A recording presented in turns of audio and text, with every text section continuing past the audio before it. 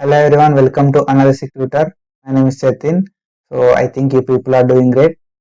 ఎవరైతే పారామెడికల్ చేసిన వాళ్ళు ఉంటారో పారామెడికల్ వాళ్ళకైతే గుడ్ న్యూస్ అనే చెప్పొచ్చు. సో పారామెడికల్ వాళ్ళకి ఆర్ఆర్బి నుండి రిక్రూట్మెంట్ నోటిఫికేషన్ అయితే వచ్చింది. సో ఆ రిక్రూట్మెంట్ ఏంటి, ఆ రిక్రూట్మెంట్ లో ఏమేమి పోస్టులు ఉన్నాయి అండ్ ఎలిజిబిలిటీ క్రైటీరియా ఏంటి, అప్లికేషన్ ఎప్పుడు స్టార్ట్ అవుతుంది అండ్ లాస్ట్ డేట్ ఎప్పుడు ఉంది, అప్లికేషన్ ఫీ ఎట్లా ఉంటుంది, నెంబర్ ఆఫ్ వేకెన్సీస్ ఎన్ని ఉన్నాయి అని చెప్పి మనం ఈ వీడియోలో చూద్దాం.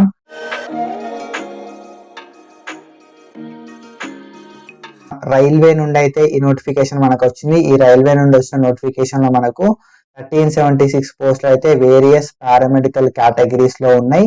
సో ఈ నోటిఫికేషన్ అనేది మనకు 5th ఆగస్ట్ రోజు అయితే రిలీజ్ చేసారు. అండ్ ఈ నోటిఫికేషన్ వచ్చేసి 17th ఆగస్ట్ రోజు మనకు అప్లికేషన్ ప్రాసెస్ అనేది స్టార్ట్ అవుతుంది. అండ్ అప్లికేషన్ అనేది 16th సెప్టెంబర్ రోజు ఎండ్ అవుతుంది. ఆఫ్టర్ దట్ మనకి సెలక్షన్ ప్రాసెస్ అనేది ఎంట్రన్స్ టెస్ట్ బేస్డ్ ఉంటుంది. ఒక ఎంట్రన్స్ ఎగ్జామ్ అనేది ఉంటుంది. ఆ ఎంట్రన్స్ ఎగ్జామ్ అనేది నేషనల్ లెవెల్లో కండక్ట్ చేస్తారు. అండ్ ఆ ఎంట్రన్స్ ఎగ్జామ్ అనేది ఆన్లైన్లో ఉంటుంది. అండ్ అప్లికేషన్ ప్రాసెస్ కూడా ఆన్లైన్లోనే. అండ్ ఈ ఎంట్రన్స్ ఎగ్జామ్ అనేది ఆన్లైన్లో ఉంటుంది. కంప్యూటర్ బేస్డ్ టెస్ట్ అని కూడా అంటాం దీన్ని. కంప్యూటర్ బేస్డ్ టెస్ట్తోని మనకు దీనిలోకి తీసుకుంటారు. So when it comes to application fee అనేది SC ST ex service men female PWBD transgender minorities and EBCS వాళ్ళకి 250 అప్లికేషన్ ఫీ అనేది ఉంటుంది. And when it comes to others వాళ్ళకి మాత్రం అదర్స్కి 500 అనేది ఉంటుంది. అండ్ సో ఎవరైతే CBT test exam fee pay చేసి ఎగ్జామ్ అనేది అటెంప్ట్ చేస్తారో వాళ్ళకి మాత్రం మనీ అనేది రిఫండ్ అవుతుంది.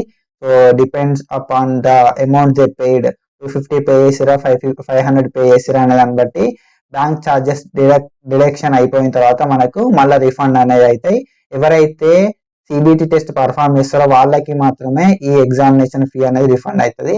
అండ్ ఒకవేళ అటెంప్ట్ చేయకపోతే ఎగ్జామినేషన్ ఫీ అనేది రిఫండ్ కాదు. సో ఇది ఎగ్జామినేషన్ ఫీ గురించి. It comes to post and vacancy, cath lab technician పోస్టులు ఉన్నాయి, అవి 2 వేకెన్సీస్ ఉన్నాయి. ఫార్మసిస్ట్ ఎంట్రీ గ్రేడ్ కి మనకి 246 వేకెన్సీస్ అవుతున్నాయి. రేడియోగ్రాఫర్ ఎక్స్రే టెక్నీషియన్ కి 64 వేకెన్సీస్ ఉన్నాయి. స్పీచ్ థెరపిస్ట్ కి ఒక వేకెన్సీ అవుతుంది. కార్డియాక్ టెక్నీషియన్స్ కి 4 వేకెన్సీస్ ఉన్నాయి. ఆప్టోమెట్రిస్ట్ కి 4 వేకెన్సీస్ ఉన్నాయి. ఈసీజీ టెక్నీషియన్ కి 13 వేకెన్సీస్ ఉన్నాయి. అండ్ లాబొరేటరీ అసిస్టెంట్ గ్రేడ్ 2 కి 94 వేకెన్సీస్ అవుతున్నాయి. ఫీల్డ్ వర్కర్ కి 19 వేకెన్సీస్ ఉన్నాయి. ఆక్యుపేషనల్ థెరపిస్ట్ కి 2 వేకెన్సీస్ ఉన్నాయి. అండ్ నర్సింగ్ సూపరింటెండెంట్ కి 713 వేకెన్సీస్ అవుతున్నాయి. And then go to next slide. And when it comes to dental hygienist కి 3 వేకెన్సీస్ అవుతున్నాయి. డయాలసిస్ టెక్నీషియన్ కి 20 వేకెన్సీస్ ఉన్నాయి.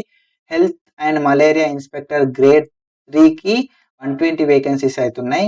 క్లినికల్ సైకాలజిస్ట్ కి 7 వేకెన్సీలు. అండ్ లాబొరేటరీ సూపరింటెండెంట్ కి 27 వేకెన్సీస్ అవుతున్నాయి. అండ్ పర్ఫ్యూజనిస్ట్ కి 2 వేకెన్సీస్.